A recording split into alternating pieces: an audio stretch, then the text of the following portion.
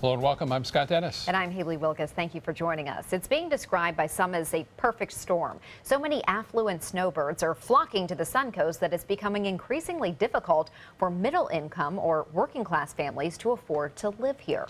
All this month, we're looking 20 years into the future in our Suncoast 2037 series. And tonight, ABC 7's Alan Cohn joined us with more on the challenge of affordable housing on the Suncoast. Alan? Scott and Haley, the whole goal of Suncoast 2037 is to try to get a peek into where we will be in 20 years and maybe look at some of the solutions to the many problems that we face. Amazingly, when we asked whether we are going to be able to solve what is becoming an affordable housing crisis, there wasn't a lot of confidence that we will be able to.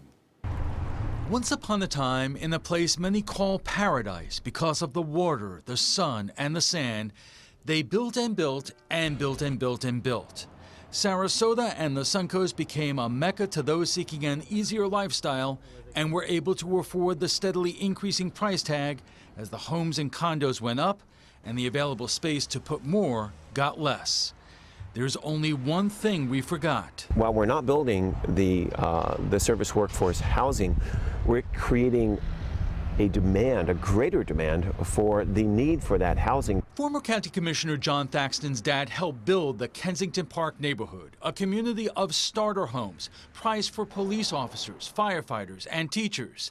The problem, Thaxton says, is few, if any, communities like Kensington Park have been built since. We've seen that now our teachers and our public safety officials can no longer live in close enough proximity to where those services are needed. It's not that everyone doesn't recognize there is an affordable housing crisis here in Sarasota and on the Suncoast.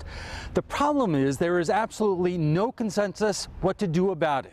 For the third year in a row, growth has topped the annual Sarasota County Citizens Opinion Survey as the #1 concern of residents.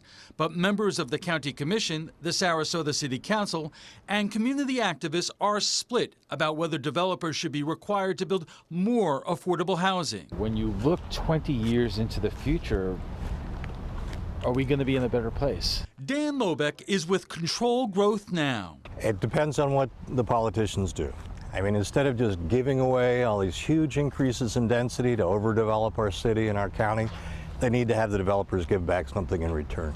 The pushback on that when you talk to developers is that you do that and they're not going to make money. It is not something that is going to create more housing. It's going to mean that they're going to turn back because the profit incentive is not there.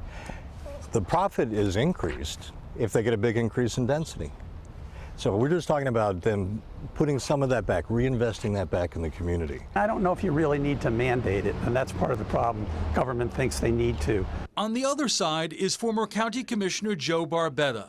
He wants affordable housing too, but believes the market for apartments and affordable homes for millennials in neighborhoods like the Rosemary District will create the incentives for developers to build it. The apartments coming, the affordability of those apartments will bring young people here, but they also need to know that there's some nightlife.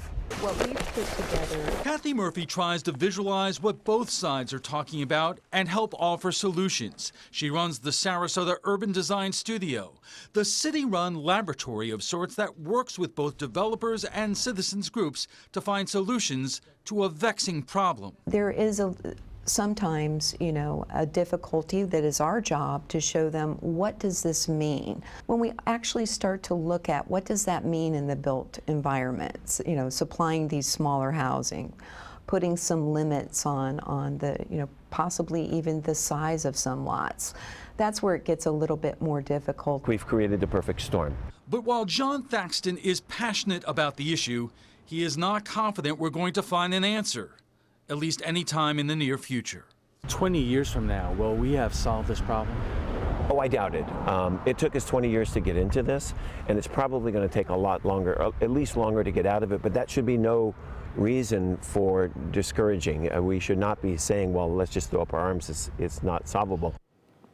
Coming up on ABC 7 at 7, we're going to dive into this further by talking to those leading the efforts on all sides, from affordable housing to representatives of area developers. Haley and Scott.